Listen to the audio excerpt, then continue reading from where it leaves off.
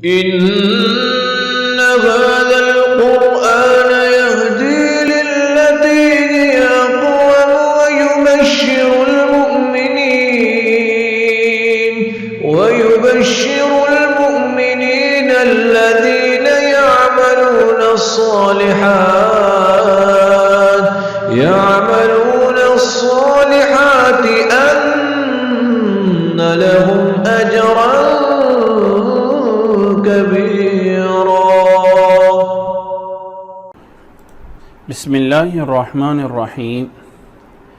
نحمده ونصلي ونسلم على رسوله الكريم وأشهد أن لا إله إلا الله وحده لا شريك له وأشهد أن محمدا عبده ورسوله أما بعد. تمام تعریفیں اللہ کی ذات کے لیے ہیں کہ جس نے اس کائنات کو عدم سے وجود بخشا ہے، اور ہر قسم کی رحمت اور درود محمد صلی اللہ علیہ وسلم کی ذات گرامی پر ہو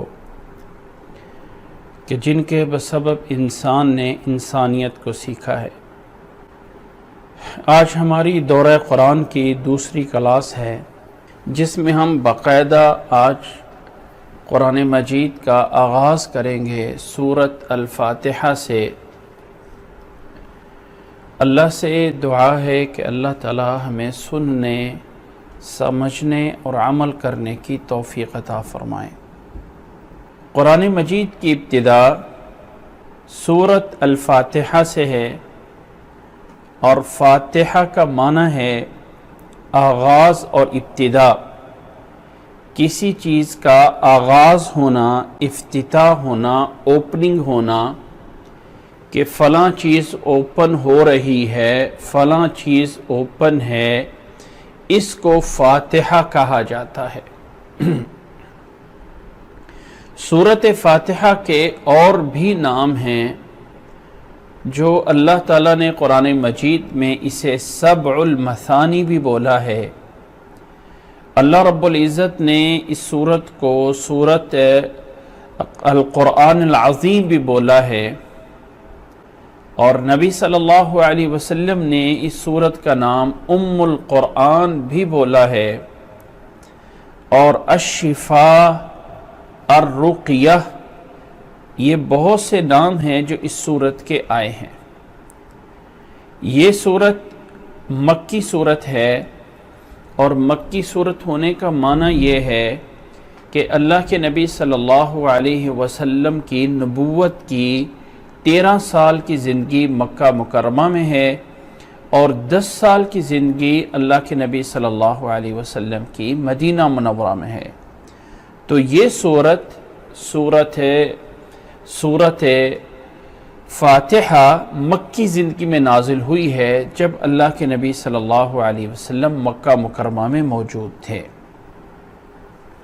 یہ سورت 7 آیات پہ مشتمل ہے، اور اس کی 7 آیات بظاہر اگر دیکھا جائے تو تھوڑی سی مشکل ہو کے بنتی ہیں، کیونکہ اگر ہم اس پہ غور کریں تو اس سورت کی پہلی آیت بظاہر ہمیں لگتا ہے الحمدللہ رب العالمین 1 ہے، الرحمن الرحیم 2 ہیں، مالک یوم الدین 3 ہیں، ایاک نعبد و ایاک نستعین 4، اور اہدنا الصراط المستقیم 5، اور آگے صراط الذین انعمت علیہم غیر المغضوب علیہم ولا الضالین، یہ 1 آیت۔ اب اس طرح کر کے 6 آیات بنتی ہیں، جبکہ قرآن مجید میں اللہ تعالیٰ نے اسے سبع المثانی کہہ کے بتایا ہے کہ یہ سورت سبع المثانی ہے۔ تو یہ 7 آیات کیسے بنے گی، اس کے بارے میں 2 رائے موجود ہیں۔ پہلی رائے یہ ہے کہ بسم اللہ الرحمن الرحیم سورۃ الفاتحہ کی آیت ہے، اس کا جز ہے، پہلی آیت بسم اللہ الرحمن الرحیم ہے، اور باقی کی 6 آیات مل کے اس طرح کر کے یہ 7 آیات پوری ہوتی ہیں، جنہیں اللہ تعالیٰ نے سبع المثانی کہہ کے بتایا ہے کہ وہ 7 آیات جو بار بار قرآن مجید میں پڑھی جاتی ہیں۔ یہ ایک رائے ہے، اور دوسری رائے یہ ہے کہ بسم اللہ الرحمن الرحیم ایک مستقل آیت ہے، یہ سورۃ فاتحہ کا جز نہیں، لیکن اس کی جو 6ٹھی آیت ہے صراط الذین انعمت علیہم، یہ جو آیت ہے یہ اصل میں صراط الذین انعمت علیہم اتنی جو ہے یہ ایک آیت ہے۔ صراط الذین انعمت علیہم ایک آیت ہے، اور غیر المغضوب علیہم ولا الضالین یہ اس کی دوسری آیت ہے۔ تو اس طرح کر کے یہ 2 آیات ہیں، گویا کہ اس طرح کر کے جب کیا جائے گا تو تب جا کے 7 آیات پوری ہو جائیں گی۔ بہرحال یہ اس طرح ہے یا اس طرح ہے، جس طرح بھی ہے، سورۃ فاتحہ 7 آیات ہیں، بسم اللہ کو ملا کے یا اس کی آخری آیت کو 2 آیات بنا کے اس طرح کر کے یہ 7 آیات جو ہیں وہ موجود ہیں۔ یہ سورۃ الفاتحہ جس کو آج ہم شروع کر رہے ہیں، یہ سورت بہت سے فضائل پہ مشتمل ہے، اور بہت ساری فضیلتیں اس سورت کے لیے موجود ہیں۔ رسول اللہ صلی اللہ علیہ وسلم نے ایک حدیث میں اس سورت کو نماز باقاعدہ قرار دیا ہے کہ اللہ تعالیٰ ایک حدیث قدسی میں بیان فرماتا ہے، قسمت الصلاۃ بینی و بین عبدی ولعبدی ما سأل، میں نے نماز کو اپنے اور بندے کے درمیان تقسیم کیا ہے آدھا آدھا، آدھی نماز میرے بندے کی ہے اور آدھی نماز میری ہے۔ کس طرح کر کے کہ جب بندہ کہتا ہے الحمدللہ رب العالمین تو اللہ تعالیٰ جواب دیتا ہے حمدنی عبدی، اور جب بندہ کہتا ہے الرحمن الرحیم تو اللہ تعالیٰ کہتا ہے مجدنی عبدی۔ اسی طرح اللہ تعالیٰ الرحمن الرحیم مالک یوم الدین اثنا علی عبدی، اور جب بندہ کہتا ہے ایاک نعبد و ایاک نستعین تو اللہ کہتا ہے یہ میرے اور میرے بندے کے درمیان آدھا آدھا ہے، اور میرے بندے کو وہی ملے گا جو اس نے مانگا۔ اس طرح کر کے اس نماز کو آدھا آدھا کیا گیا، اور وہ سورۃ فاتحہ ہے۔ یہ سورۃ فاتحہ قرآن مجید کے اندر جو اللہ تعالیٰ نے اس اکیلی سورت کو ایک نماز بولا ہے، تو یہ سورت پہلی افتتاحی سورت ہے، چاہے قرآن مجید کی ابتدا سورۃ بقرہ سے کی جائے تب بھی پہلے نمبر پہ سورۃ فاتحہ کو پڑھا جاتا ہے۔ اگر کوئی بچہ حفظ کرنا چاہتا ہے اور اس کو سب سے پہلے چھوٹی صورتیں سورۃ فلق اور سورۃ ناس پڑھائی جاتی ہیں تو تب بھی سب سے پہلے سورۃ فاتحہ ہی پڑھی جاتی ہے۔ سورۃ فاتحہ یہ ایک افتتاحی کلام ہے، اور اس کلام کے اندر اللہ تعالیٰ نے بہت کچھ بتایا ہے۔ آغاز ہے اس سورت کا اعوذ باللہ من الشیطان الرجیم۔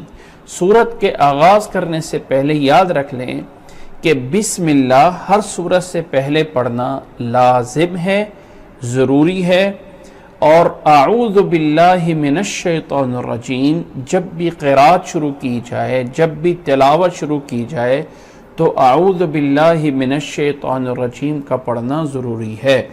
اللہ تعالیٰ نے قرآن مجید میں فرمایا ہے اذا قرأت القرآن فاستعذ باللہ من الشیطان الرجیم، جب بھی قرآن مجید کی تلاوت شروع کی جائے تو لازمی ہے کہ شروع میں اعوذ باللہ پڑھا جائے۔ تو اعوذ باللہ پڑھنا یہ قرآن مجید کی تلاوت کہیں سے بھی کی جائے، اگر کسی صورت کے درمیان سے شروع کی جائے تو تب بھی اعوذ باللہ پڑھنا ہوتا ہے، جبکہ بسم اللہ پڑھنا تب ضروری ہے کہ جب کسی صورت کو شروع کیا جا رہا ہے۔ مطلب کیا نکلا کہ اگر کسی صورت کے درمیان سے پڑھنا ہے تو وہاں آپ کو بسم اللہ پڑھنا ضروری نہیں ہے، پڑھا جا سکتا ہے، منع نہیں ہے، بس ضروری نہیں ہے، لیکن اعوذ باللہ پڑھنا ضروری ہے، کیونکہ اللہ تعالیٰ کا فرمان ہے جب بھی تلاوت شروع کی جائے تو اعوذ باللہ لازمی پڑھا جائے۔ اعوذ باللہ پڑھنے کے بعد سورت کا آغاز ہوتا ہے بسم اللہ الرحمن الرحیم۔ بسم اللہ سورت فاتحہ کے علاوہ باقی سورتوں کا بھی ایک حصہ ہے یا ایک مستقل آیت ہے۔ راجح بات یہ ہے کہ بسم اللہ الرحمن الرحیم قرآن مجید کی ایک مستقل آیت ہے جو دو صورتوں کے درمیان فرق کرنے کے لیے آتی ہے۔ اگرچہ یہ بسم اللہ الرحمن الرحیم سورت نمل کے اندر بھی موجود ہے، تو وہاں پہ تو سورت نمل کے اندر جو موجود ہے وہ اس کا جز ہے، وہ اس کا حصہ ہے سورت کا، لیکن باقی صورتوں کے شروع میں یہ ایک مستقل آیت ہے۔ ہر سورت کے شروع میں دوسری سورت سے فرق کرنے کے لیے اسے لایا جاتا ہے۔ اعوذ باللہ من الشیطان الرجیم، بسم اللہ الرحمن الرحیم۔ جب ہم کہتے ہیں اعوذ باللہ، معنی اور مطلب یہ ہے کہ اے اللہ میں تیری پناہ میں آتا ہوں، اے اللہ میں تیری حفاظت میں آتا ہوں، اے اللہ مجھے محفوظ کر لے، میری حفاظت فرما لے کہ تیرے علاوہ کوئی حفاظت کرنے والا نہیں ہے، تیرے علاوہ کوئی حفاظت دینے والا نہیں ہے۔ اعوذ باللہ، میں پناہ مانگتا ہوں اللہ کی کس چیز سے پناہ مانگی جا رہی ہے، وہ حفاظت کس چیز سے ہے؟ فرمایا اعوذ باللہ من الشیطان الرجیم، میں شیطان سے جو مردود ہے، شیطان اس کی صفت ہے اور ابلیس اس کا نام ہے، یہ ایک جن مخلوق ہے جسے اللہ تعالیٰ نے آدم علیہ السلام کو سجدہ نہ کرنے کی وجہ سے مردود قرار دے دیا تھا اور اللہ نے اسے قیامت تک زندگی دی ہوئی ہے۔ وہ شیطان، وہ ابلیس جو مردود ہے، اے اللہ میں تجھ سے پناہ مانگتا ہوں، تیری حفاظت میں آتا ہوں۔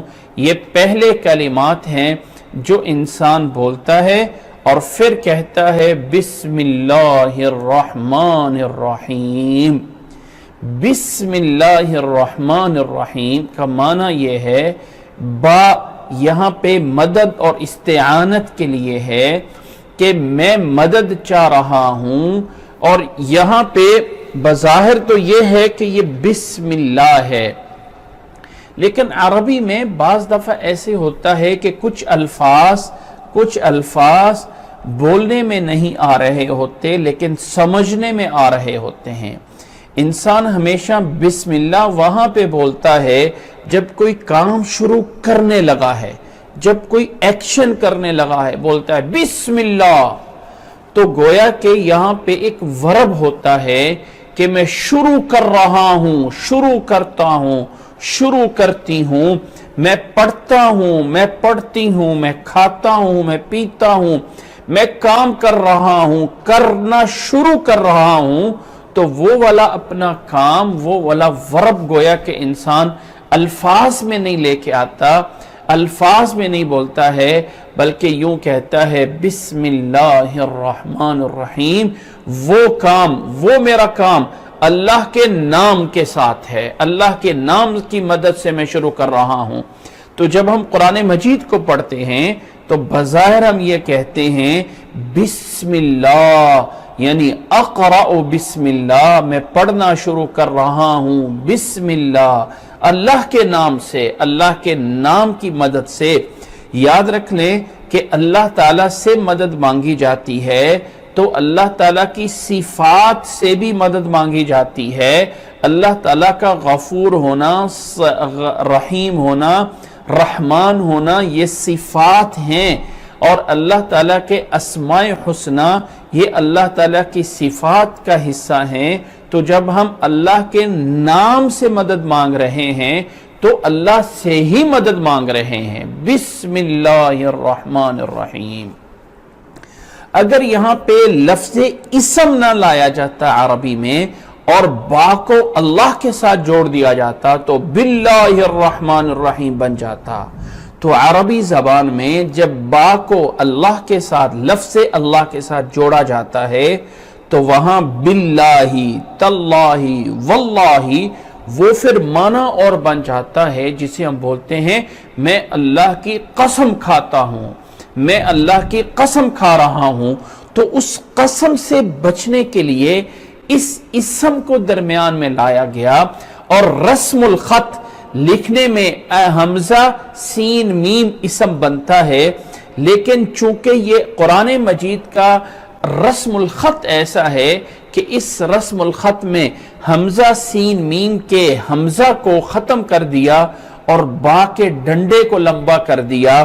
یہ ایک خاص امتیاز ہے جو قرآن مجید کی آیات کے ساتھ ہے۔ یاد رکھ لیں، عربی کا خود لکھنا، اگر میں اپنا نام لکھنا چاہوں اور شروع کروں با سے تو میں کہوں گا بی اسمی میں با کے بعد الف حمزہ والا آئے گا اور پھر سین میم آئے گا۔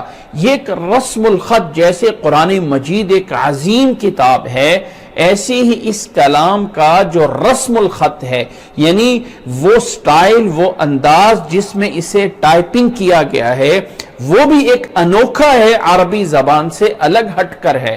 تو یہاں پہ بولا گیا ہے بسم اللہ، با جو ہے یہ اس میں کا گویا کہ لکھنے میں اس کا پہلے والا ڈنڈا لمبا کر دیا اور سین سے پہلے اس الف کو حمزہ کو ختم کر دیا۔ یہ صرف رسم الخط ہے۔ رسم الخط کا مطلب لکھنے کا ایک سٹائل ہے، گویا کہ ہم اس کو اپنی اس زبان میں کہیں گے کہ قرآن مجید کا ایک خاص فونٹ ہے، لکھنے کا ایک سٹائل ہے جس میں بسم اللہ کو ایسے لکھا جاتا ہے۔ اگر کوئی عربی کلام لکھا جائے گا تو پھر با کے بعد اسم کے پہلے حمزہ لازم آتا ہے۔ تو بسم اللہ میں شروع کرتا ہوں، پڑھتا ہوں اللہ کے نام سے۔ جب ہم نے اللہ کو بولا ہے اور اللہ سے مدد چاہ رہے ہیں تو اللہ کی صفات بولی جاتی ہیں جس سے اللہ کی مدد لی جائے، وہ صفات بولی گئی۔ فرمایا الرحمن الرحیم، وہ اللہ، میں اس اللہ سے مدد مانگ رہا ہوں، میں اس اللہ سے مدد کا طلبگار ہو رہا ہوں جو رحمان ہے، الرحمن جو رحمان ہے، الرحیم جو رحیم ہے۔ وہ اللہ، اے اللہ تیرے ہی مدد سے میں یہ کام پورا کر سکوں گا۔ چونکہ بسم اللہ صرف اور صرف قرآن مجید کے پڑھنے کے شروع میں نہیں، بلکہ انسان نے کوئی بھی کام کرنا ہو، کوئی بھی کام کرنا ہو، کھانا ہو، پینا ہو، چلنا ہو، اٹھنا ہو، بیٹھنا ہو، وضو کرنا ہو، ہر ایک کے شروع میں بسم اللہ، بسم اللہ صرف اتنا پڑھنا لازم ہے۔ نوٹ کریں اس بات کو، بسم اللہ میں کھڑا ہو رہا ہوں، بسم اللہ جو بھی کام بیٹھ کر رہے ہیں تو بسم اللہ پڑھنا، یہ اس سے ایک برکت ہوتی ہے، یہ ایک برکت کا ذریعہ ہے۔ اور قرآن مجید میں جب اسے پڑھنا ہوتا ہے تو پورا پڑھا جاتا ہے بسم اللہ الرحمن الرحیم، بسم اللہ الرحمن الرحیم۔ یہ پورے الفاظ قرآن مجید میں ہیں، تلاوت میں ہیں۔ اگر کہیں اس کے علاوہ انسان نے ٹائپنگ کرنا، لکھنا شروع کیا تو بولے گا بسم اللہ اور آگے اپنا کام شروع کر دے گا۔ بسم اللہ، اللہ کے نام سے، اللہ کی مدد سے، اللہ کی رحمت سے۔ اب اللہ تعالیٰ سے جب مدد مانگی جاتی ہے تو اس کی اللہ تعالیٰ کی وہ صفات ذکر کی گئی ہیں جن میں رحمت کا ذکر ہے۔ بسم اللہ الرحمن الرحیم، میں اس اللہ سے مدد لیتا ہوں اپنے اس کام کے شروع کرنے میں جو رحمان ہے، جو رحیم ہے، جو رحمت کرنے والا ہے، جو رحمان ہے۔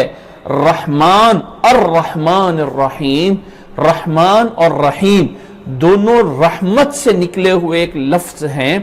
اور آپ لوگوں کو پتہ ہے کہ دنیا میں ہمارے لیے جب سب سے زیادہ جو محبت کا تعلق ہے، سب سے زیادہ کوئی قریبی تعلق ہے، تو وہ سمجھا جاتا ہے ماں کا اپنے بچوں کے ساتھ. اور ماں کا جو بچوں کے ساتھ تعلق ہوتا ہے اس کو اٹیچ کیا گیا ہے، جوڑا گیا ہے ماں کے رحم کے ساتھ.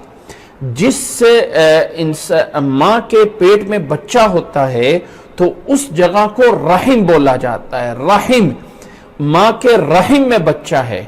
ماں کے اس یعنی جب اس کے جنم ہونے سے پہلے بچہ جو ہے وہ ماں کے رحم میں ہوتا ہے. عربی میں اسے را ہا میم سے جوڑا جاتا ہے. اور اس رحم کی وجہ سے چونکہ بچہ وہاں پہ اسے پیدا کیا جاتا ہے، وہاں پہ اس کی خلقت ہوتی ہے، تو اس رحم کی وجہ سے، اس رحمت سے، اس سے آگے ماں کی رحمت اور شفقت اس بچے پہ ہوتی ہے. تو اسی سے رحمت کا لفظ نکلا ہے. اس رحم سے رحمت کہ وہ شفقت اور محبت جو ماں کی اولاد کے ساتھ ہوتی ہے، اس سے کہیں زیادہ ایک شفقت اور محبت کرنے والا وہ اللہ ہے جو اپنے بندوں کے ساتھ کرتا ہے. تو رحمان صفت ہے راہ میم سے نکلی ہوئی، اور دونوں ہی رحمان بھی اور الرحیم بھی دونوں جو ہیں وہ صفت کے صیغے ہیں. فرق اتنا ہے کہ اس میں فرق کیا کیا جائے. کیا فرق ہے رحمان میں اور رحیم میں؟ اس کا معنی بھی رحمت کرنے والا اور رحیم کا معنی بھی رحمت کرنے والا، دونوں کا معنی رحمت کرنے والا. لیکن رحمان میں کون سی رحمت ہے اور رحیم میں کون سی رحمت ہے؟ رحمان میں کون سی رحمت ہے اور رحیم میں کون سی رحمت ہے؟ جب ہم قرآن مجید کے آیات پہ غور کرتے ہیں تو ایسا لگتا ہے کہ رحمان کے اندر جو رحمت ہے وہ زیادہ ہے. ایک مبالغے کا صیغہ ہے رحمان، مبالغہ، بہت زیادہ رحم کرنے والا. اور رحیم کی جو رحمت ہے یہ رحمت خاص ہے، ایک مخصوص رحمت ہے، ایک مخصوص انداز کی رحمت ہے. تو اس کے اندر بہت سارے فرق بیان کیے گئے ہیں. آسان سا ایک سادہ فرق یہ ہے کہ اللہ تعالیٰ کی رحمت رحمان دنیا میں ہے کہ وہ کافروں پہ بھی رحمت کرتا ہے اور مسلمانوں پہ بھی رحمت کرتا ہے.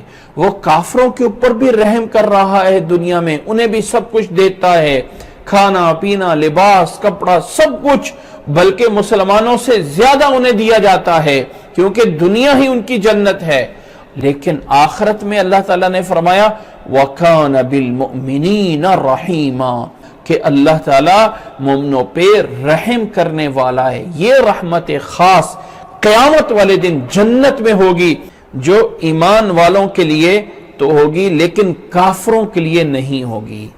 رحمت عام اور رحمت خاص. رحمان رحمت عام، ہر ایک کے لیے رحمت، اور رحیم کی رحمت خاص جو قیامت والدن ایمان والوں کے لیے ہوگی.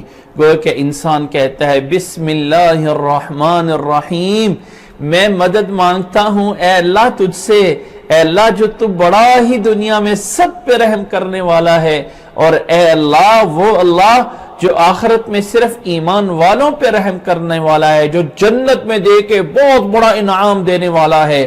میں اس اللہ سے مدد مانگ رہا ہوں اپنے اس پڑھنے میں، اپنے اس کام کرنے میں، اپنے اس چلنے میں، اپنے اس فلاں میں، اپنے اس فلاں کام میں. تو بسم اللہ الرحمن الرحیم یہ ایک دعا، ایک ایسی دعا ہے، ایک ایسی افتتاحی دعا ہے کہ دنیا کی کسی زبان میں اس طرح کا کوئی اور کلام بنانا اتنا عمدہ ہو یہ بہت مشکل ہے. بسم اللہ الرحمن الرحیم، شروع کرتا ہوں اللہ کے نام سے جو بڑا مہربان ہے اور نہایت رحم کرنے والا ہے. یہ جو اردو میں بڑا مہربان، نہایت رحم کرنے والا، یہ صرف ہمیں سمجھانے کے لیے ہے، ورنہ وہ بھی رحمت ہے اور وہ بھی رحمت ہے. وہ اللہ جو اللہ رحمان اور رحیم ہے، اے اللہ میں تیری مدد سے یہ کام شروع کر رہا ہوں۔ پھر آغاز ہے سورت کا، اعوذ باللہ من الشیطان الرجیم، بسم اللہ الرحمن الرحیم، الحمد للہ رب العالمین۔ تمام قسم کی حمد تعریفیں للہ اللہ کے لیے ہیں، رب العالمین جو تمام جہانوں کو پالنے والا ہے۔ یہ ایک ظاہر بولنے میں تو الف لام ہے، لیکن عربی زبان بڑی وسیع زبان ہے، ایک تھوڑے سے معنی اور مفہوم سے بہت بڑے جو ہے، یعنی تھوڑے سے الفاظ سے بہت بڑے بڑے معنی لیے جاتے ہیں۔ الف لام کا اس معنی میں بھی آ رہا ہے کہ تمام قسم کی حمد تعریفیں، محامد تعریف کیا، حمد کیا ہوتا ہے کہ یہ بولنا کہ یہ فلاں چیز اچھی ہے، یہ تعریف جتنی بھی عمدہ سے عمدہ ہو سکتی ہے، اچھی سے اچھی ہو سکتی ہے، للہ اللہ کے لیے ہے، اللہ کے لیے ہے۔ الحمد تمام قسم کی تعریفیں اللہ کے لیے ہیں۔ اب وہ کون اللہ بتایا گیا، رب العالمین۔ پہلی صفت یہ ہے وہ اللہ جو تمام جہانوں کو پالنے والا ہے۔ رب کا معنی ہوتا ہے پالنے والا، اور رب یربی، ہم کہتے ہیں نا بچوں کی تربیت کرتے ہیں، تو یہ جو تربیت ہے نا، یہ رب یربی تربیتن سے نکلا ہوا ہے۔ اور بچوں کی تربیت 1 سیکنڈ میں ہو جاتی ہے کیا؟ 1 منٹ میں نہیں، بچوں کی تربیت کرنے میں سالوں سال لگ جاتے ہیں۔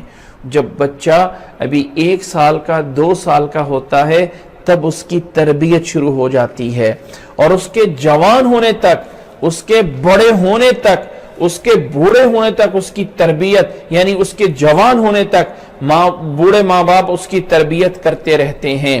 تو وہ تربیت جو آہستہ آہستہ انسان اپنی اولاد کے لیے کرتا ہے، جب ہم رب کے لیے، اللہ کے لیے لفظ رب بولتے ہیں تو اللہ کے لیے لفظ بولنے کا معنی یہ ہوتا ہے جو انسان کو شروع سے لے کے آخر تک اس کی ضروریات پوری کر کے دے رہا ہوتا ہے، وہ ہے رب۔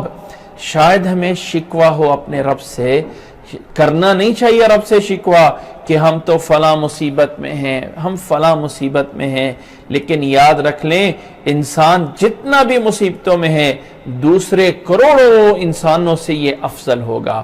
کتنے اور انسان ہوں گے جن سے یہ اعلیٰ اور افضل ہوگا؟ کون ہے وہ انسان کے علاوہ؟ انسان بھی ایک ایسا جانور ہے جو ایک ہڈی، گوشت اور خون کا بنا ہوا ہے۔ دوسرے جانور بھی ایسے ہیں، جیسا انسان ہے ایسے دوسرے جانور بھی ہیں۔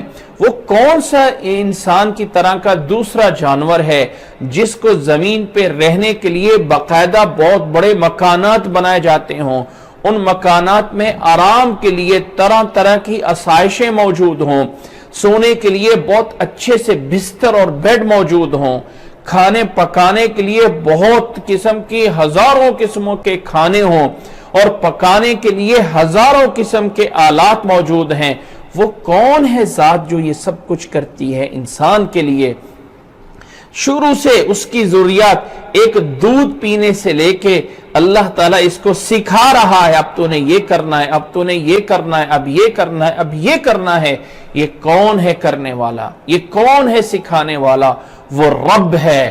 یہ لفظ رب عربی میں اللہ کے علاوہ اگر کسی اور پہ بولا جاتا ہے تو اس کے لیے اٹیچ کر کے، مضاف کر کے بولنا لازمی ہے۔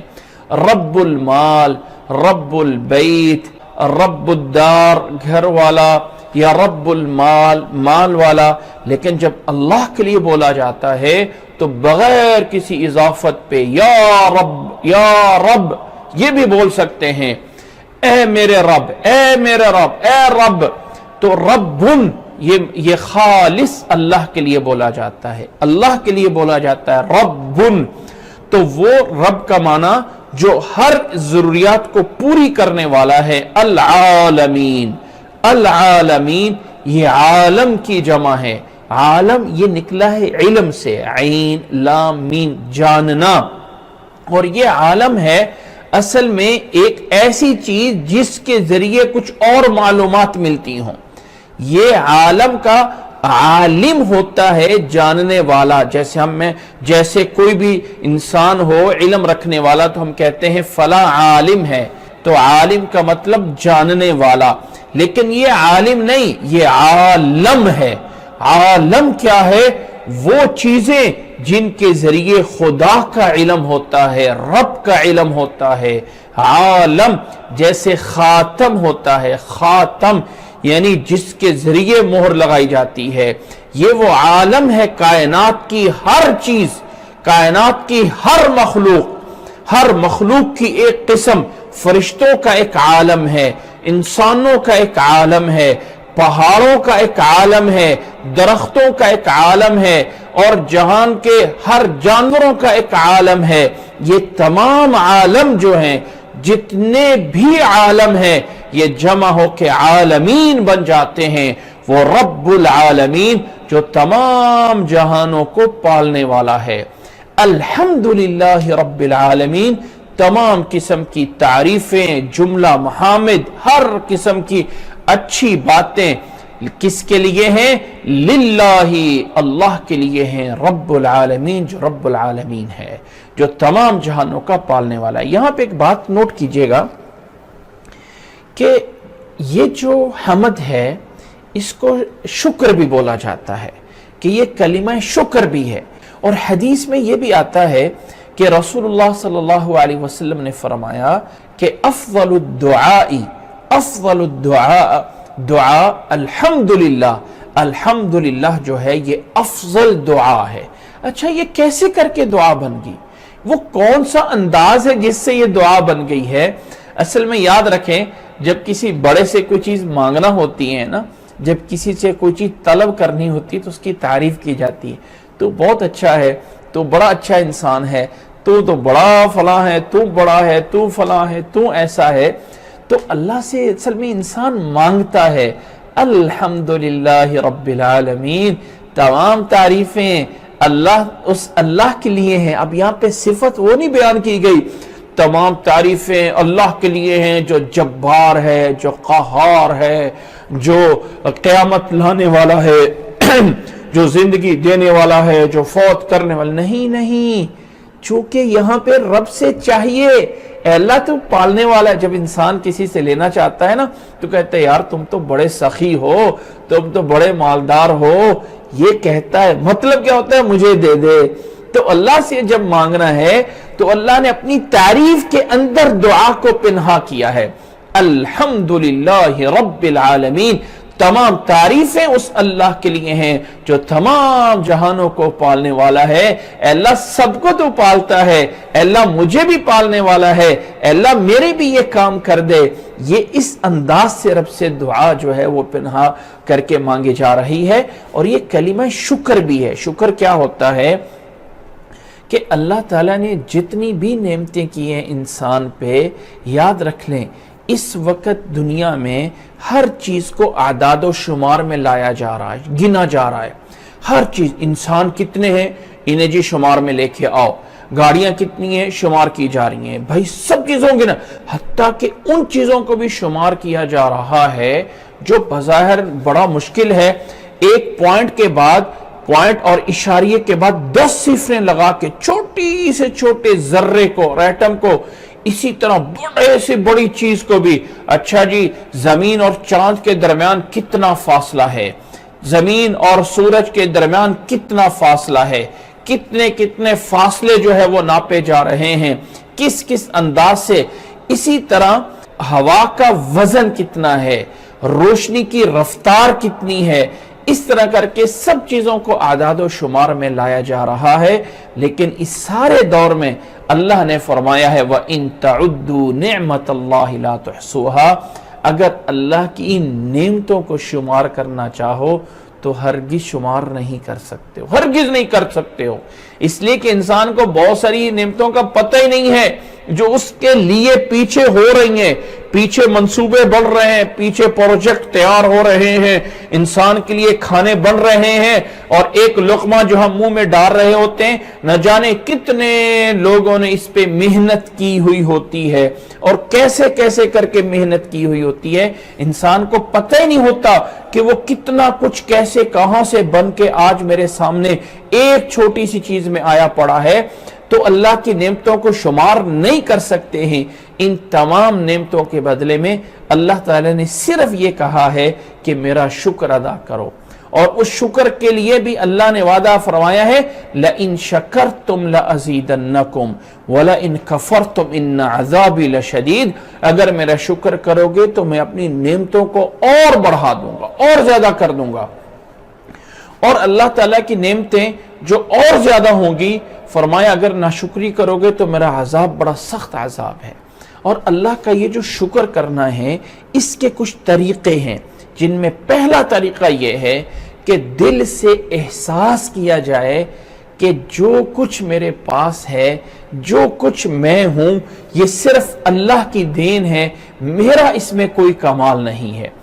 جو کچھ میرے پاس ہے، میں جس حال میں بھی ہوں، یہ سب میرے رب کا احسان ہے، میرا اس میں کوئی کمال نہیں ہے۔ اللہ نے بغیر کسی سفارش کے مجھے دیکھنے کے لیے آنکھیں دی ہیں، اللہ نے بغیر کسی سفارش کے لیے بولنے کے لیے زبان دے دی ہے، سننے کے لیے کان دیے ہیں، اور پکڑنے کے لیے ہاتھ دیے ہیں، نہ جانے کیا کیا نعمتیں دی ہیں، اور میں نے رب کے ہاں کوئی سفارش تو نہیں کی تھی۔ دل کے اندر احساس پیدا کرنا۔ اور دوسرا طریقہ جس کی طرف میں یہاں بیان کرنا چاہتا ہوں، اللہ کی نعمتوں کا شکر ادا کرنے کا طریقہ یہ ہوتا ہے کہ انسان زبان سے شکر ادا کرے، زبان سے کہے الحمدللہ الحمدللہ الحمدللہ علی کل حال، ہر حال میں اللہ کا شکر ہے۔ اور اس زبان سے شکر ادا کرنے کا مطلب یہ ہوتا ہے کہ زبان سے شکوہ نہیں ہونا چاہیے، زبان سے شکوہ نہیں ہونا چاہیے کہ میرے تو اللہ نے یہ نہیں دیا، مجھے وہ نہیں ملا۔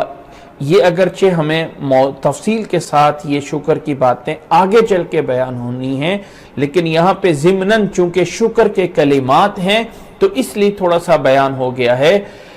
زبان کے اس شکر کے بارے میں تھوڑا سا اشارہ کر دیتا ہوں۔ ابراہیم علیہ السلام کا وہ واقعہ سنا ہوگا، اسماعیل علیہ السلام بیٹے کو ملنے کے لیے جاتے ہیں، گھر میں بیٹا موجود نہیں ہے، دروازے پہ دستخط دیتے ہیں، پوچھا گھر میں کوئی ہے نہیں ہے، کیسے حالات ہیں؟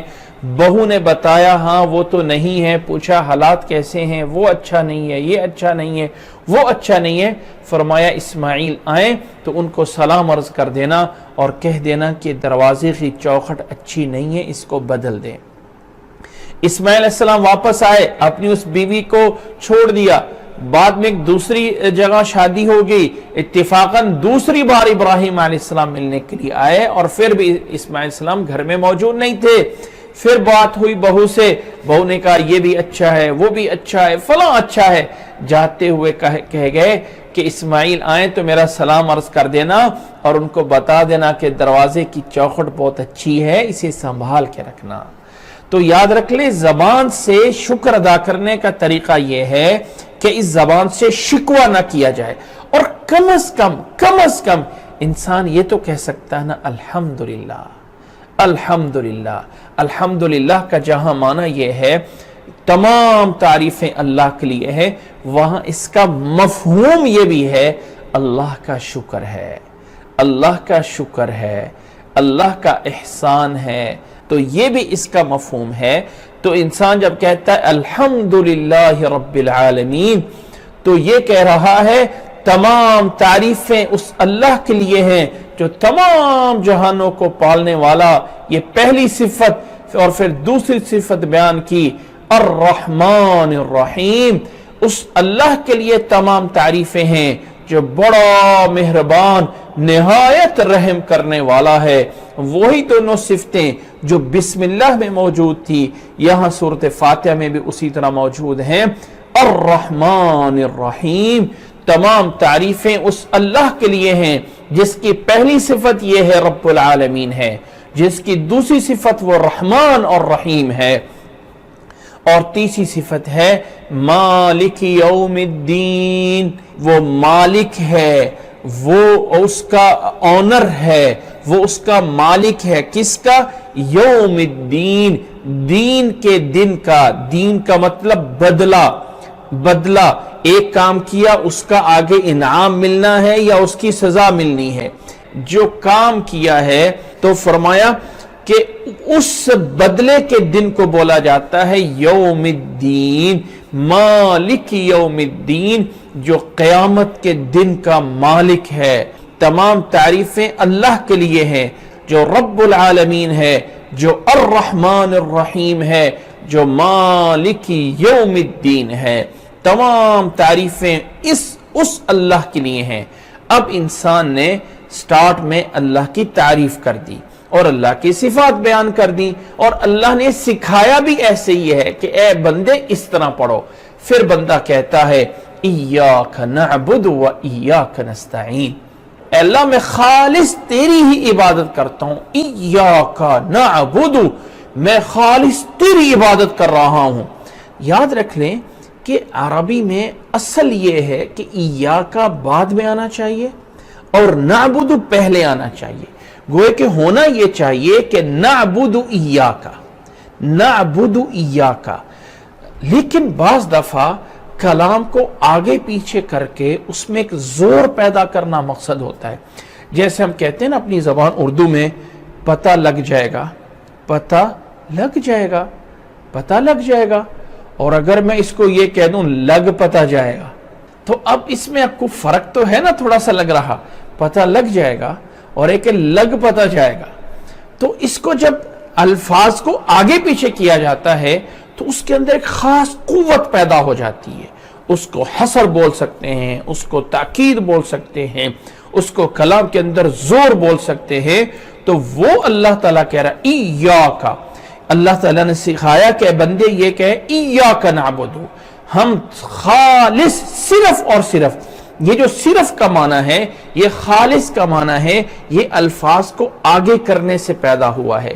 ایاک نعبد، اے اللہ ہم تیری ہی عبادت کرتے ہیں، وَإِيَّاكَ نَسْتَعِينُ، اور تجھ ہی سے مدد مانگتے ہیں، اور تجھ ہی سے مدد مانگتے ہیں۔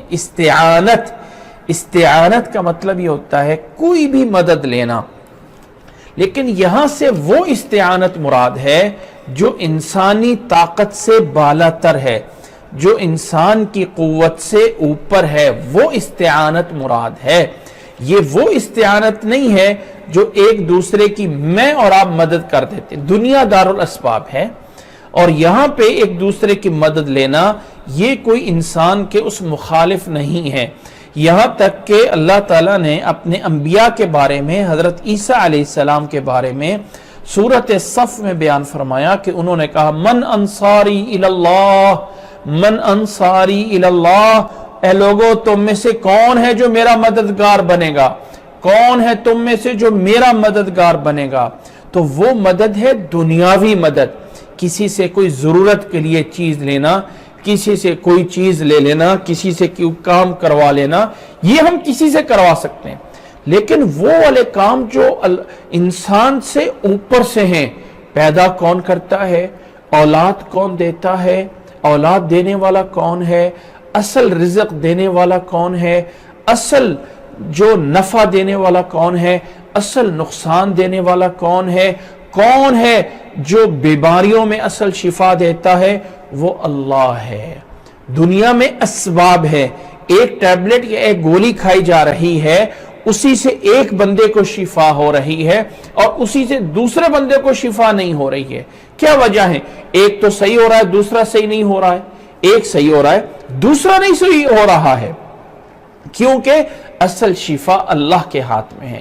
تو ہم اسی اللہ سے مدد مانگتے ہیں۔ ایاک نعبد و ایاک نستعین۔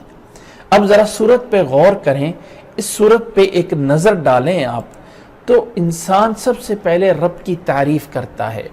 تعریف الحمدللہ رب العالمین الرحمن الرحیم مالک یوم الدین، اور پھر انسان اپنے عمل عبادت کا وسیلہ بناتا ہے۔ نوٹ کریں کہ جو اللہ تعالیٰ کے ہاں انسان دعا کرتا ہے تو اس دعا میں ایک چیز ہوتی ہے جسے ہم وسیلہ بولتے ہیں۔ وسیلے کا معنی یہ ہے کہ اے اللہ فلاں کے واسطے، فلاں کے صدقے، فلاں کی وجہ سے میرا یہ کام کر دے۔ یہ جو وسیلہ ہے، یہ جو واسطہ ہے، یہ دین اسلام میں صرف 3 جائز ہیں اور بس آگے سٹاپ ہے۔ وہ 3 نمبر 1 اللہ تعالیٰ کو اللہ کی صفات کا وسیلہ دینا۔ اے اللہ تو غفور ہونے کے وسیلے سے مجھے معاف کر دے، اے اللہ تو قدیر ہونے کے وسیلے سے مجھے معاف کر دے، اے اللہ تو رزاق ہونے کے وسیلے سے مجھے رزق دے دے۔ یہ اللہ کی صفات کا وسیلہ دینا۔ نمبر 2 انسان اپنے اعمال کا وسیلہ دے دے۔ اے اللہ فلاں کام میں نے تیرے لیے کیا، اے اللہ فلاں کام میں نے تیرے لیے کیا، اے اللہ اس وجہ سے مجھے جو ہے، اس وجہ سے میرا یہ کام کر دے۔ فلانا کام، یہاں بندہ کہتا ہے ایاک نعبد، اے اللہ میں عبادت تو تیری ہی کرتا ہوں نا، الفاظ نہیں بولے گئے، الفاظ میں موجود نہیں ہے، لیکن مفہوم یہ ہے کہ اے اللہ میں چونکہ عبادت تیری کرتا ہوں، اے اللہ چونکہ میں مدد تجھ سے مانگتا ہوں، اے اللہ میں اپنے اس عمل کو وسیلہ بنا کے تجھ سے آگے والی چیز مانگنا چاہتا ہوں، اور وہ ہے اصل چیز جو مانگی جا رہی ہے، اہدنا الصراط المستقیم۔ تو انسان اپنے اعمال کا وسیلہ بنا سکتا ہے، یہ دوسرا طریقہ۔ اور تیسرا یہ ہے کہ انسان کسی زندہ انسان سے دعا کروائے اور پھر اس دعا کو وسیلہ بنا کے اللہ تعالیٰ سے مانگے۔ کس طرح کر کے؟ مثال کے طور پہ حضرت عمر رضی اللہ تعالیٰ عنہ کے دور میں ایک دفعہ قحط پڑ گیا، یعنی بارش آنا بند ہو گئی۔ حضرت عمر رضی اللہ تعالیٰ عنہ نے حضرت عباس رضی اللہ تعالیٰ عنہ سے دعا کروائی کہ ہمارے حق میں دعا کریں کہ اللہ تعالیٰ بارش نازل کر دے۔ اور پھر اس دعا کے بعد خود دعا کی اور کہا کہ اے اللہ جب تیرا نبی زندہ موجود تھا تو ہم ان سے دعا کروایا کرتے تھے، بارش کے لیے دعا کروایا کرتے تھے، اب وہ ہمارے درمیان موجود نہیں ہیں، اے اللہ اب ہم نبی کے چاچے سے دعا کروا رہے ہیں، اے اللہ ان کی دعا کو ہمارے حق میں قبول فرما لے۔ ہم نبی کے چاچے سے دعا کروا رہے ہیں، ان کی دعا کو ہمارے حق میں قبول فرما لے۔ تو اللہ تعالیٰ نے دعا کو قبول فرما لیا۔ تو یہ 3 انداز ہیں وسیلہ کے۔ اے اللہ فلاں کے دعا کے وسیلے سے، اے اللہ میرے فلاں عمل کے وسیلے سے، اے اللہ تیری صفت قدیر کے وسیلے اور واسطے سے میرا یہ کام کر دے۔ یہ 3 واسطے، یہ 3 وسیلے، یہ 3 طریقے سے جائز ہے۔ اس کے علاوہ کوئی اور وسیلہ دینا، اے اللہ قرآن کے واسطے، اے اللہ نبی کے صدقے، اے اللہ نبی کے وسیلے سے، اے اللہ فلاں نیک بندے کے وسیلے سے، یہ اسلام میں جائز نہیں ہے، اس لیے کہ یہ ایک عبادت ہے دعا کرنا، اور اس کو صرف اس طرح کیا جاتا ہے جس طرح اللہ نے یا اللہ کے رسول نے سکھایا ہو۔ ہم اپنی طرف سے کوئی چیزیں بنا کے اور پھر کہہ دیں کہ لو یہ بھی طریقہ ہے، اور پھر کہیں گے جی اچھا کہاں منع کیا گیا ہے؟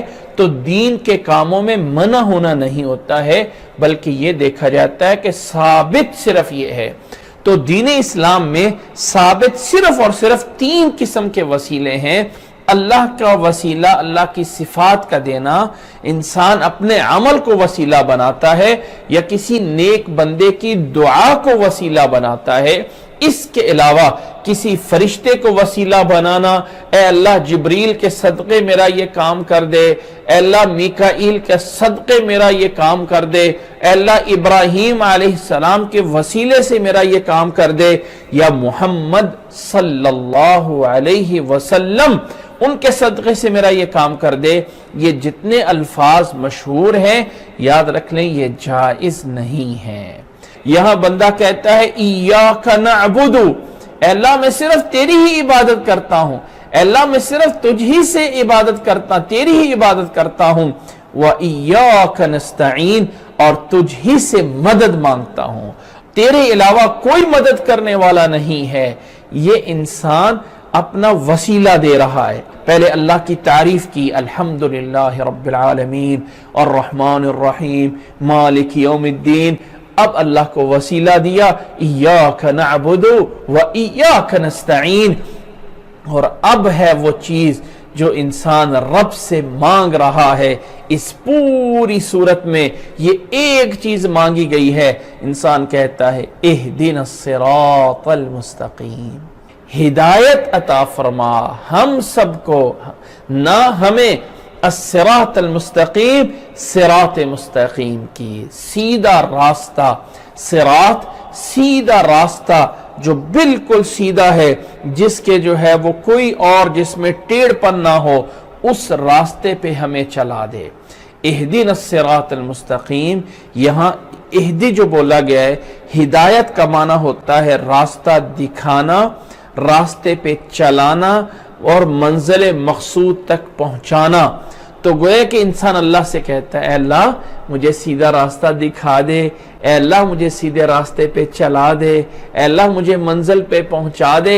یہ سارے کے سارے مفہوم اس میں ہیں، صراط المستقیم۔ اور یاد رکھیں کہ صراط ایک ہے، ایک راستے کا نام ہے، کئی ایک راستے مل کر صراط مستقیم نہیں بنتا ہے۔ ایک ہی راستہ ہے جو صراط ہے، ایک ہی راستہ ہے جو صراط مستقیم سیدھا اللہ کی طرف جاتا ہے۔ اور یہاں پہ اللہ نے اس صراط کی صفت بیان کی، اے اللہ ہمیں وہ راستہ دکھا جو سیدھا ہے، یعنی اس کا مطلب کیا ہے؟ جو اللہ کی بات مان کے، اللہ کے رسول کی بات مان کے جو راستہ انسان کو جنت میں لے کے جاتا ہے، وہ ہے صراط مستقیم۔ اے اللہ ہمیں وہ دکھا دے، اس پہ چلا دے، اے اللہ ہمیں اس کے ذریعے منزل مقصود تک پہنچا دے۔ اب اس کے بعد وہ کون سا سیدھا راستہ ہے؟ آگے اللہ تعالیٰ نے پھر اس کی وضاحت کی، صراط الذین انعمت علیہم، راستہ ان لوگوں کا راستہ جن پر اے اللہ تو نے انعام کیا ہے۔ صراط الذین انعمت علیہم، اے اللہ ان لوگوں کا راستہ، کسی ایرے وغیرہ کا نہیں۔ آج کل لوگ دنیا داروں کو اور بڑے بڑے فنکاروں کو دیکھ کے حسرت کرتے ہیں کاش کہ ہم بھی ایسے بن جاتے ہیں، ان کا راستہ نہیں، راستہ ان لوگوں کا اے اللہ جن پر تو نے انعام کیا۔ اور وہ اللہ کے انعام یافتہ کون لوگ ہیں؟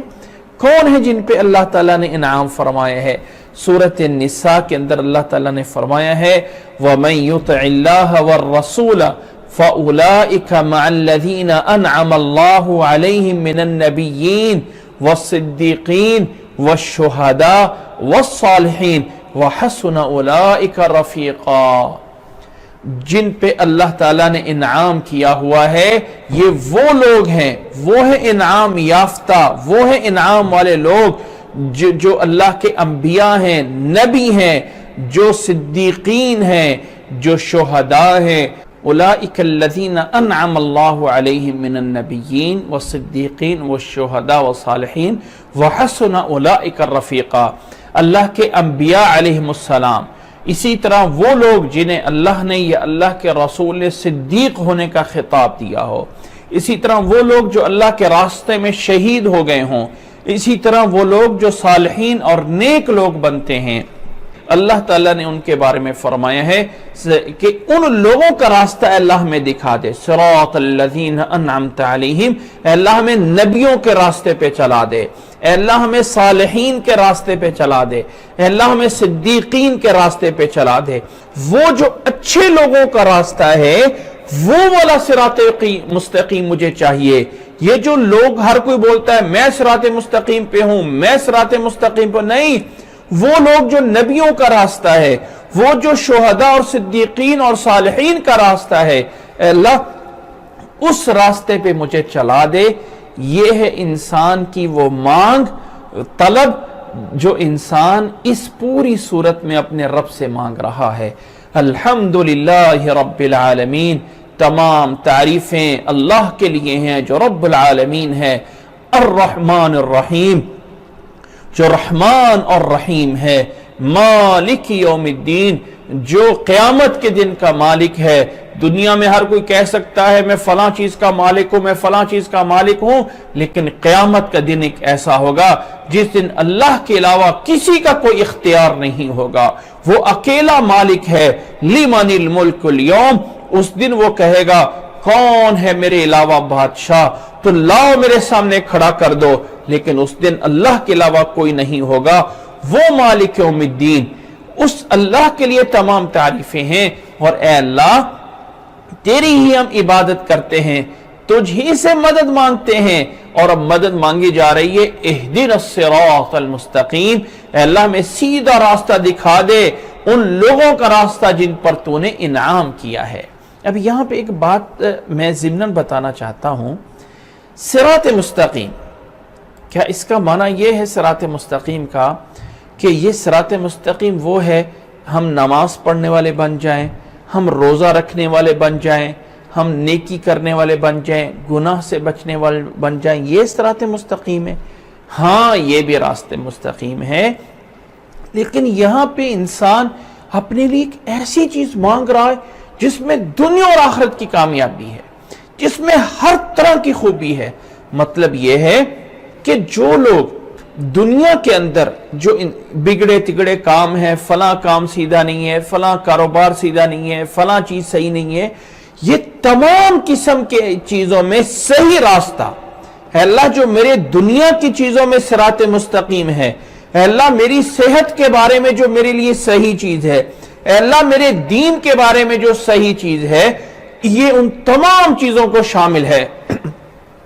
جب اللہ تعالیٰ نے آگے صفت بیان کی ہے صراط مستقیم کی، صراط الذین انعمت علیہم، تو یہاں سے مراد ان لوگوں کی نعمت وہ نعمت ہے، ان لوگوں نے کیسے زندگی گزاری، نبیوں نے کیسے زندگی گزاری، نبیوں نے کاروبار کیسے کیا، نبیوں نے لوگوں سے اخلاق معاملات کیسے کیے، صدیقین نے لوگوں کے ساتھ معاملات کیسے کیے، اپنی زندگی کو کیسے سنوار کے رکھا، شہداء نے اپنی زندگی کیسے قربان کر دی، زندگی کے باقی معاملات کو کیسے سنبھالا، اور صالحین جو لوگ ہوتے ہیں وہ زندگی کے معاملات کیسے لے کے چلتے ہیں۔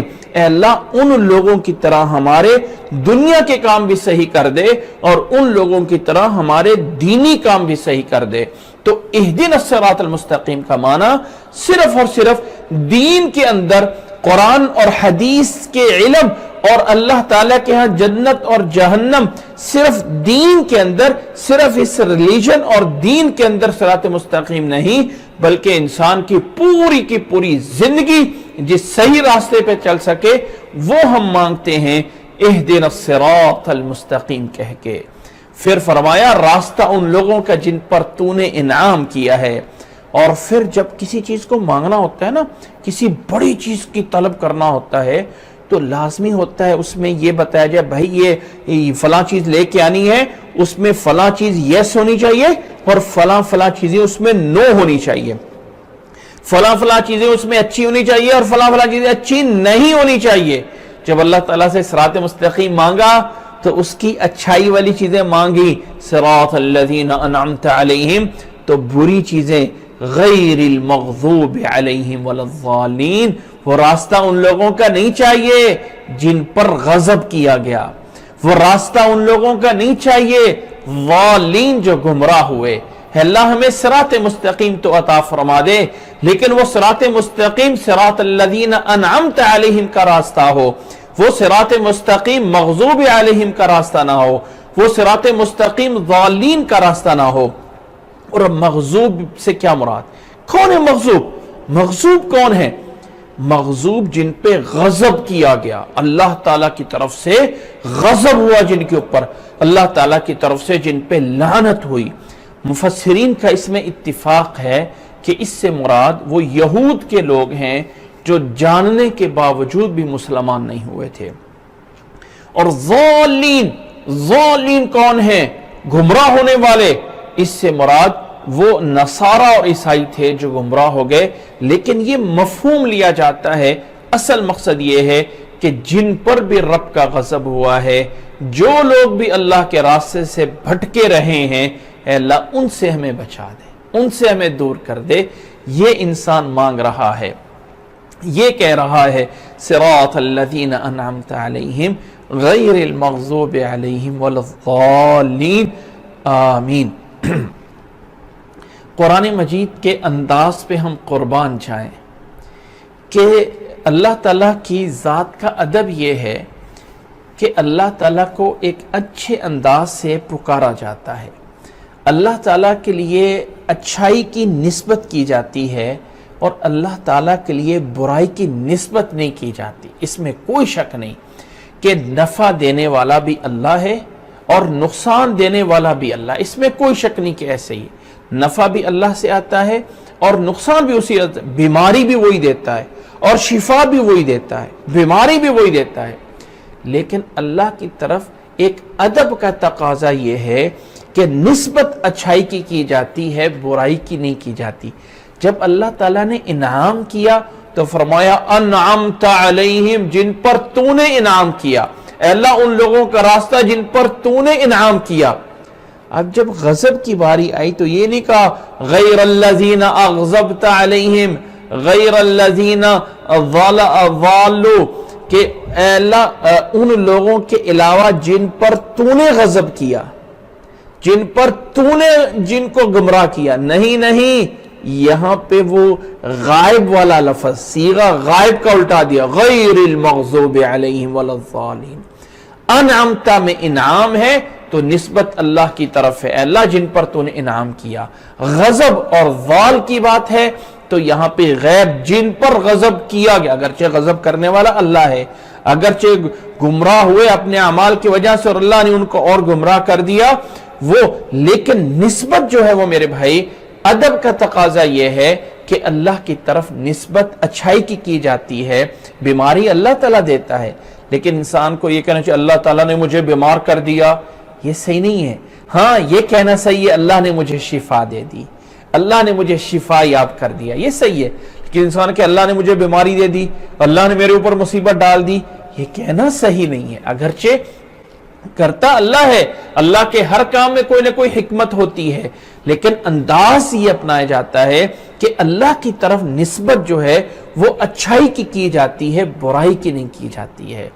تو اس پوری صورت میں جو مانگا ہے اپنے رب سے وہ یہ مانگا ہے کہ اللہ ہمیں صحیح راستہ دکھا دے، اور اتنی بڑی چیز مانگی ہے اس پوری صورت میں کہ آغاز ہے بسم اللہ الرحمن الرحیم الحمدللہ رب العالمین۔ تمام تعریفیں اللہ کے لیے ہیں جو تمام جہانوں کا پالنے والا ہے، جو بڑا مہربان نہایت رحم کرنے والا ہے، جو قیامت کے دن کا مالک ہے۔ اے اللہ ہم تیری ہی تو عبادت کرتے ہیں، تجھ ہی سے مدد مانگتے ہیں، تو اے اللہ ہمیں وہ ایک بڑی چیز، سب سے بڑی چیز دے دے۔ کون سی ہے؟ صراط مستقیم عطا فرما، اہدنا الصراط المستقیم، ہمیں صراط مستقیم عطا فرما دے۔ اچھا کون سا صراط مستقیم؟ اے اللہ اس کو بھی ہم بتا رہے ہیں، کون سا مانگ رہے ہیں؟ صراط الذین انعمت علیہم، ان لوگوں کا راستہ، ان لوگوں کا صراط جن پر تو نے انعام کیا ہے، غیر المغضوب علیہم ولا الضالین۔ ان لوگوں کا راستہ نہیں چاہیے، ان لوگوں کا منہج، دستور، سٹائل، طریقہ نہیں چاہیے جن پر تیرا غضب ہوا ہے، جو ضالین اور گمراہ ہوئے ہیں۔ یہ ہے وہ دعا جس کے بارے میں رسول اللہ صلی اللہ علیہ وسلم نے فرمایا ہے کہ سورۃ فاتحہ ایک افضل دعا ہے، اور اللہ کے نبی صلی اللہ علیہ وسلم جب اس سورت کو پورا کرتے تھے تو آخر میں فرماتے تھے آمین، یعنی آمین ایک دفعہ فرماتے تھے آمین، جس کا معنی کیا ہے؟ اے اللہ قبول فرما لے۔ جب اللہ تعالیٰ سے مانگتے ہیں تو کیا کہتے ہیں؟ اے اللہ قبول فرما لے۔ تو یہ ہے اس سورت کے معانی اور مفہوم۔ ہم بھی دل سے، دل کی اتھا گہرائیوں سے اے اللہ جو تو تعریفوں والا ہے، اے اللہ جو رحمت اور رحیم، تو رحمان اور رحیم ہے، اے اللہ جو تو مالک یوم الدین ہے، اے اللہ ہم تیرے آگے ہی اپنی جبین کو جھکاتے ہیں، تیرے در کے علاوہ کوئی در نہیں ہے، جہاں میں جا کے اپنی جمی اور اپنے ماتھے کو جو ہے وہ ٹیک سکوں، اے اللہ تیرے ہی لیے سجدہ کرتے ہیں، اے اللہ تیرے علاوہ کوئی مدد مانگنے والا نہیں ہے، تجھ سے مانگتے ہیں، اے اللہ ہمیں دنیا میں، آخرت میں، ہمارے کاموں میں، ہمارے عبادات میں، ہمارے منہج، دستور، ہر طرح کے انداز میں اے اللہ ہمیں صراط مستقیم پہ چلا دے، اے اللہ ہمیں صحیح راستے پہ چلا دے، اے اللہ وہ کون سا راستہ جس پہ تو نے نبیوں کو چلایا، اے اللہ جس پر تو نے صالحین کو چلایا، اے اللہ جس پہ شہداء چل کے گئے ہیں، اے اللہ جس پہ تیرے نیک بندے چلتے ہیں، وہ صراط مستقیم ہمیں عطا فرما جو تیرے نیک بندوں کا راستہ ہے، جو تیرے نبیوں اور شہداء اور صالحین کا راستہ ہے، اور اے اللہ ہمیں اس راستے سے دور رکھ لے جو تجھ سے ان لوگوں کا راستہ ہے جس پر تیرا غضب ہوا ہے، جو گمراہ لوگ ہیں ان سے ہمیں بچا لے، اے اللہ یہ چیز ہے جو ہم آپ سے مانگ رہے ہیں، یہ چیز اے اللہ ہمیں عطا فرما، اے اللہ ہمیں دے دے، اور آخر میں کہتے ہیں آمین، اے اللہ قبول فرما لے، اے اللہ قبول فرما لے۔ یہ ہے اس صورت کا خلاصہ۔ اللہ کے نبی صلی اللہ علیہ وسلم نے اس دعا کو اس صورت کے بارے میں فرمایا ہے، نماز کی ہر رکعت میں رسول اللہ صلی اللہ علیہ وسلم نے فرمایا لا صلاة لمن لم یقرأ بفاتحة الکتاب، اس شخص کی کوئی نماز نہیں ہے، اس شخص کی کوئی نماز نہیں ہے، اس شخص کی شرعی اعتبار سے کوئی نماز نہیں ہے جو سورۃ فاتحہ نماز میں نہیں پڑھتا ہے۔ یاد رکھ لیں، نماز نفل ہے، نماز سنت ہے، نماز فرض ہے، کوئی بھی نماز ہے، کوئی بھی نماز ہے، ہر رکعت میں چاہے انسان اکیلا ہے، چاہے انسان امام ہے، چاہے انسان امام کے پیچھے نماز پڑھ رہا ہے، چاہے نماز سری ہے آہستہ قرات والی، چاہے نماز اونچی قرات والی ہے، ہر نماز کی ہر رکعت میں سورۃ فاتحہ کا پڑھنا فرض ہے۔ اللہ کے نبی صلی اللہ علیہ وسلم کی حدیث، اللہ کے نبی صلی اللہ علیہ وسلم کی حدیث کا تقاضا یہ ہے لا صلاة لمن لم یقرأ بفاتحة الکتاب، اس شخص کی کوئی نماز نہیں ہے جو سورۃ فاتحہ کو نہیں پڑھتا ہے، جو سورۃ فاتحہ کو نہیں پڑھتا ہے اس شخص کی کوئی نماز نہیں ہے۔ یہ رسول اللہ صلی اللہ علیہ وسلم کا فرمان حدیث کی تمام کتابوں میں موجود ہے، کوئی ایسی حدیث کی کتاب نہیں ہے جس کے اندر یہ الفاظ موجود نہ ہو۔ انسان امام جب اونچی قرات کر رہا ہے تو انسان امام کے وقفوں میں اسے پڑھ سکتا ہے یا امام کے بعد بھی اسے پڑھ سکتا ہے، اور اگر ساتھ ساتھ بھی پڑھ لے تو اس میں کوئی حرج نہیں ہے، اس لیے کہ یہ آہستہ پڑھ رہا ہوتا ہے، یہ نہیں ہے کہ امام کے پیچھے کوئی شور مچا رہا ہوتا ہے۔ اس حدیث کو روایت کرنے والے حضرت عبادہ ابن صامت رضی اللہ تعالی عنہ ہیں، اور ان سے ایک دوسری روایت بھی ہے جس سے امام ابو داود نے، امام ترمذی نے، امام نسائی نے روایت کیا ہے کہ ایک دفعہ فجر کی نماز میں رسول اللہ صلی اللہ علیہ وسلم کے پیچھے نماز پڑھتے ہیں، نماز کے بعد اللہ کے نبی صلی اللہ علیہ وسلم نے فرمایا لعلکم تقرؤون خلف امامکم، مجھے لگتا ہے کہ تم اپنے امام کے پیچھے کوئی نماز پڑھ رہے ہو، مجھے لگتا ہے کہ تم اپنے امام کے پیچھے کچھ نماز پڑھ رہے، یعنی کچھ قرات کر رہے ہو۔ صحابہ نے فرمایا جی ہم کر رہے ہیں، تو فرمایا لا تقرؤوا الا بفاتحة الکتاب فإنه لا صلاة لمن لم يقرأ بها، جب امام کے پیچھے ہوتے ہیں تو پھر کوئی اور قرات کرنا جائز نہیں ہے سوائے سورۃ فاتحہ کے، کیونکہ اس کے بغیر نماز نہیں ہوتی۔ یہ فجر کی نماز تھی، اونچی قرات والی نماز تھی، نبی صلی اللہ علیہ وسلم امام کرنے والے تھے، صحابہ پیچھے نماز پڑھنے والے تھے۔ عبادہ ابن صامت رسول اللہ صلی اللہ علیہ وسلم کے صحابی ہیں، انہوں نے یہ بات آگے نقل کر کے ہم تک پہنچائی ہے، اس لیے جو الفاظ آپ صلی اللہ علیہ وسلم نے فرمائے لا صلاۃ، اس کا معنی یہ کوئی نماز نہیں ہے، اس لیے یاد رکھ لیں نماز کی ہر رکعت میں سورۃ فاتحہ کا پڑھنا لازم ضروری ہے، فرض ہے، اس کے بغیر نماز نہیں ہوتی ہے۔ جب سورۃ فاتحہ پڑھی جاتی ہے تو کہا جاتا ہے آمین آمین، اور اگر امام کے پیچھے موجود ہوں اور امام اونچی قرات کر رہا ہو تو اونچی سے بھی آمین کہہ سکتے ہیں، آمین۔ اللہ کے نبی صلی اللہ علیہ وسلم کا انداز اور اللہ کے نبی صلی اللہ علیہ وسلم کے الفاظ یہی ہیں کہ امام کے پیچھے جب اونچی قرات ہوتی ہے کہ قال آمین جہرا بہا، اور اونچی آواز کرتے ہیں۔ اللہ کے نبی صلی اللہ علیہ وسلم کے صحابہ سے اونچی آواز میں آمین کہنا، اس کا جو ہے وہ وجود ملتا ہے۔ اور رسول اللہ صلی اللہ علیہ وسلم کے اس بارے میں ایک بہت بڑی حدیث ہے۔ آپ صلی اللہ علیہ وسلم نے فرمایا کہ جب امام آمین کہتا ہے تو تم بھی آمین کہو، اور اس وقت فرشتے بھی آمین کہتے ہیں۔ فمن وافق تأمینہ تأمین الملائکہ غفر لہ ما تقدم من ذنبہ، جس کی آمین امام اور فرشتوں کی آمین کے ساتھ مل گئی، اللہ اس کے پچھلے سارے گناہوں کو معاف کر دیتا ہے۔ اللہ اس کے پچھلے سارے گناہ معاف کر دیتا ہے۔ ایک چھوٹا سا عمل ہے لیکن فضیلت، بہت بڑی فضیلت موجود ہے۔ اس لیے اس سورت کو سورۃ فاتحہ، جس کا ترجمہ اور تفسیر ہم جان چکے ہیں، اس کا ہر نماز میں پڑھنا ضروری ہے۔ اسی طرح اس کا امام کے پیچھے پڑھ رہے ہیں تو وَلَضَّالِّينَ کے بعد آمین کہا جاتا ہے۔ اللہ تعالیٰ ہمیں اس سورت کے ان احکامات پہ عمل کرنے کی توفیق عطا فرمائے۔ اللہ تعالیٰ ہمیں اس سورت کو سمجھنے کی توفیق عطا فرمائے۔